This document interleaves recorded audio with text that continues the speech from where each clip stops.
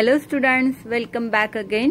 Subject Science and Technology Part 2, Standard 10.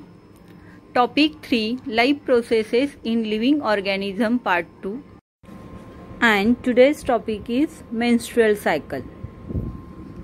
First, see the definition of menstrual cycle.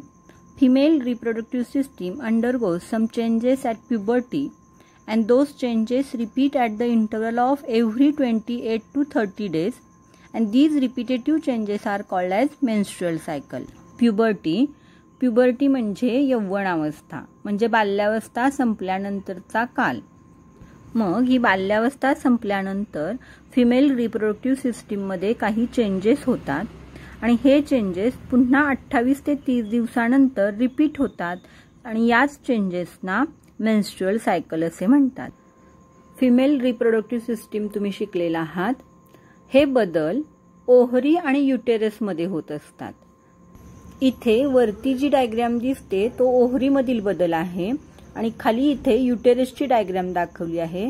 Menstrual cycle मध्ये uterus मध्ये काय बदल होतो हे तुम्हाला या डायग्राम मध्ये दिसतंय. Let us see which changes takes place in female reproductive system in menstrual cycle. Menstrual cycle is natural process controlled by 4 hormones.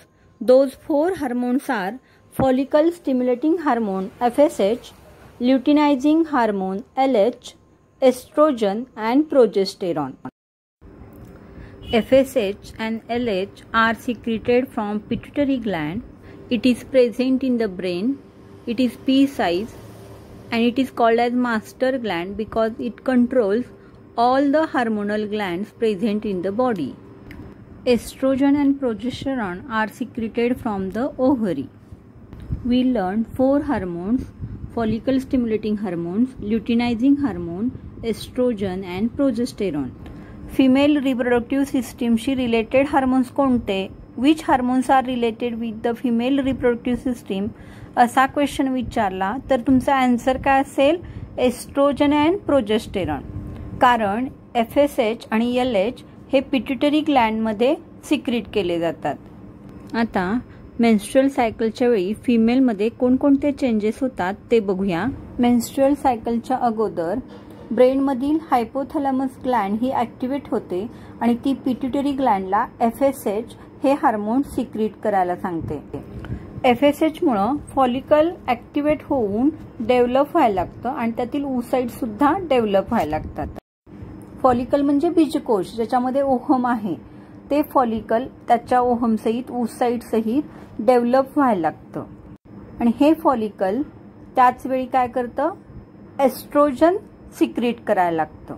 Under the effect of estrogen uterine endometrium develops or regenerates. एस्ट्रोजनमुळे युटेरसमध्ये बदल होऊ लागतो आणि युटेरसमध्ये endometrium develop होऊ लागतं. मीनव्हाईल developing follicle completes the development. It bursts under the effect of luteinizing hormone and oocyte is released, and this is called as ovulation. Luteinizing hormones मुळे फॉलिकलची development complete होऊन बर्स्ट होते आणि oocyte रिलीज होते आणि याच प्रोसेसला ओव्युलेशन असं म्हणतात.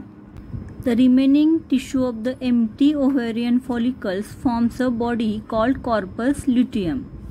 It is a secondary endocrine source and it starts the producing progesterone.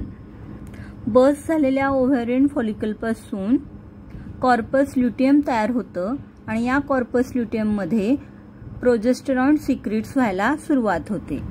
Under the influence of progesterone, the uterine endometrial gland secrete and make this endometrium ready for implantation of embryo. Progesterone मुळे uterus मधील endometrium मधील glands activate होतात आणि हे endometrium एम्ब्रियोच्या प्लांटेशनसाठी तयार होतं. If the oocyte is fertilized, the endometrium forms the placenta along with developing fetus. oocyteचं fertilisation झाल्यानंतर एम्ब्रियोचं इम्प्लांटेशन होऊन युटेरसमध्ये एंडोमेट्रियममध्ये प्लॅसेंटा डेव्हलप होतो. हे आपण फिमेल रिप्रोडक्टिव्ह सिस्टीम शिकताना पाहिलं आहे. But if oocyte is not fertilized, corpus luteum loses its function and becomes a degenerate body called corpus albicans. Corpus albicans does not secrete estrogen and progesterone. Due to this, endometrium degenerates and starts sloughing off. Degenerating endometrium, unfertilized ovum and blood is discarded out through vagina. This results into continuous bleeding for 5 days, which is called as menstruation. जर 24 तासामध्ये oocyteचं fertilisation झालं नाही तर corpus luteum inactive होऊन त्याचं रूपांतर corpus albicans मध्ये होतं आणि त्यामुळे एस्ट्रोजन आणि प्रोजेस्टेरॉन ह्या हार्मोनचं सिक्रेशन पूर्णपणे थांबतं आणि त्यामुळे एंडोमेट्रियम हळूहळू नाहीसं होण्यास सुरुवात होते. त्यामुळे डिजनरेटिंग एंडोमेट्रियम, अनफर्टिलाइज्ड ओहम आणि ब्लड हे व्हजायनामधून शरीराच्या बाहेर टाकण्यास सुरुवात होते आणि त्यामुळं कंटिन्युअस 5 दिवस ब्लीडिंग होते आणि यालाच मेन्स्ट्रुएशन असं म्हणतात. This process is repeated every month. It is interrupted only by pregnancy. That means if oocyte is fertilized and embryo is implanted, repetition of this cycle is temporarily stopped till the breastfeeding after parturition. He process दर महिन्याला repeat होत असते, पण जर oocyteचं fertilisation झालं तर बाळाचा जन्म होऊन दुग्धपान होईपर्यंत काही कालावधीपुरती ही प्रोसेस थांबते.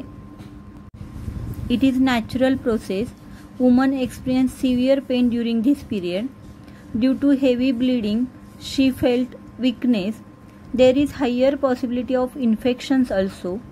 Due to all such reasons, there is need of rest along with special personal hygiene. या कालावधीमध्ये स्त्रियांना वेदना होत असतात, हेवी ब्लीडिंग होत असल्यामुळं त्यांना अशक्तपणा सुद्धा जाणवतो आणि इन्फेक्शन होण्याची शक्यता असते. त्यामुळं वैयक्तिक स्वच्छतेबरोबरच विश्रांतीची सुद्धा गरज असते. स्क्रीनवर मी तुम्हाला काही क्वेश्चन्स दिलेत, त्याचे आन्सर्स कमेंट बॉक्समध्ये द्या, म्हणजे माझ्या लक्षात येईल की तुम्हाला हा टॉपिक किती समजला आहे. आणि हा टॉपिक आवडला असेल तर लाईक, शेअर आणि सबस्क्राईब करा. सबस्क्राईब शेजारील बेल आयकॉनही प्रेस करा, म्हणजे तुम्हाला पुढील व्हिडिओचे नोटिफिकेशन्स मिळत राहतील. थँक्यू.